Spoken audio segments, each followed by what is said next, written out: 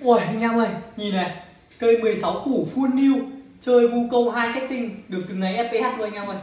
Tin được không, tin được không? Ảo thật đấy, giờ đánh boss à.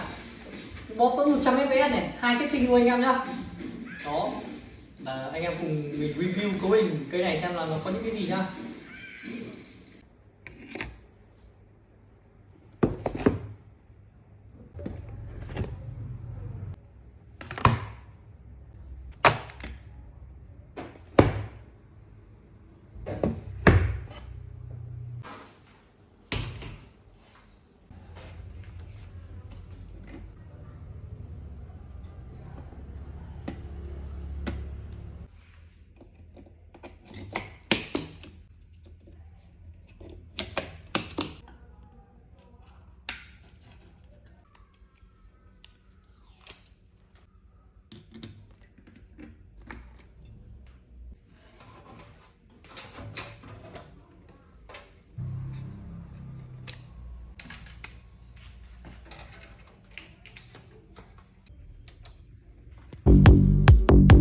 thì chẳng